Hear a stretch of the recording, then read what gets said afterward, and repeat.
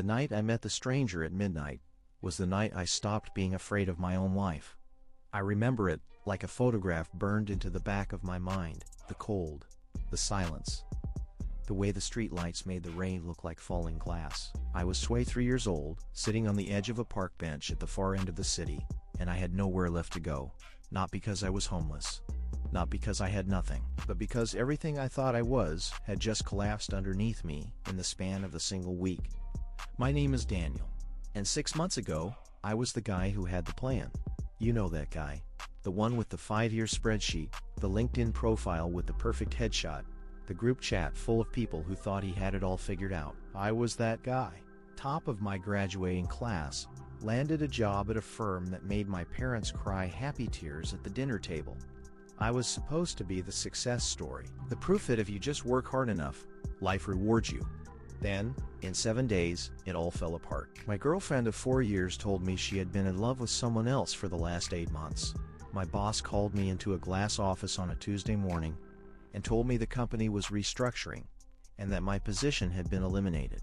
And my best friend, the one person I called when things got dark, told me he was tired of being the emotional support and needed space.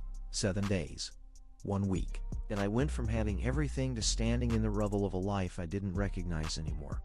So there I was, midnight, pouring rain, sitting on that bench like a man who had forgotten his own name. That is when he sat down next to me. He was old, not frail, but the kind of old that carries weight, like he had lived through things that would have destroyed most people and came out the other side, not bitter but quiet. He had a gray coat soaked through at the shoulders, a paper bag in his hand, and he sat down like he had been walking forever, and this bench was exactly where he was supposed to land. He didn't say anything at first.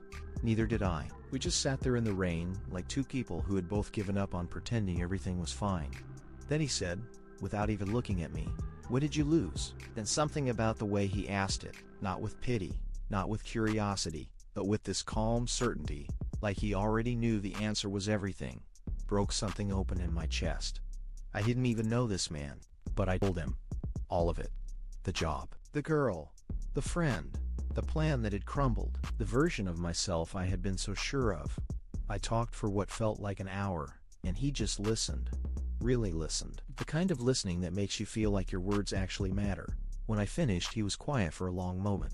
Then he reached into his paper bag and pulled out a small thermos, and poured himself a cup of something hot. And he said, "I lost everything too once.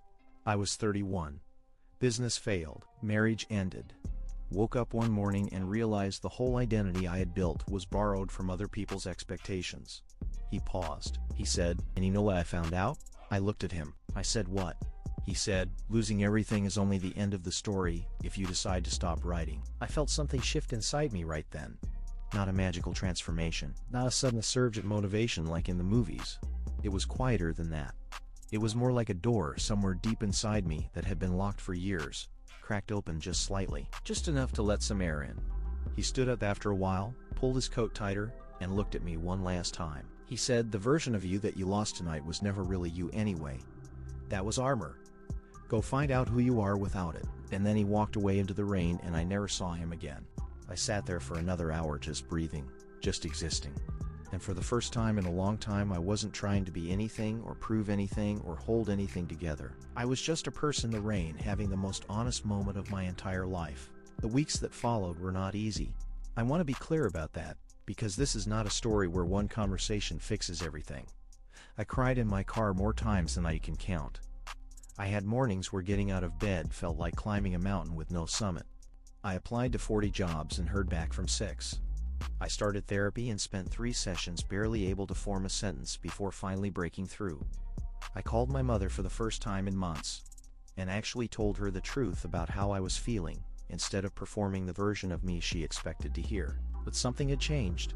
I was no longer running from the wreckage. I was walking through it. Slowly, carefully, but walking. I started writing again. Something I had abandoned in college because it wasn't practical. I started cooking meals from scratch, instead of ordering delivery because I needed something in my life I could control and complete.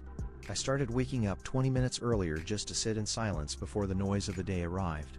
Small things. Invisible things. But they were mine. built by me, not borrowed from anyone else's blueprint for what my life was supposed to look like. 6 months later, I am not the same person who sat on that bench. I have a new job, one that pays less than the last one, but makes me feel like I am actually contributing something real. I am single, and for the first time in my adult life, I am not terrified of that. I am learning who I am when no one is watching, when there is no applause, when the only person I have to answer to is myself. And here is what I know now that I did not know that night. The stranger at midnight did not save me. He just said the thing I already knew but was too afraid to hear, that the life I was grieving was never really mine. It was a costume, and losing it, as brutal and as devastating as it was the most important thing that ever happened to me. Because now when I wake up in the morning, I am not playing a character. I am not performing a version of success for an audience that never asked for the show. I am just a person figuring it out in real time. Honest, imperfect, and more alive than I have ever been. If you are in the middle of your own collapse right now, if you are sitting on your own bench at your own midnight, I want you to hear this. The falling apart is not the end.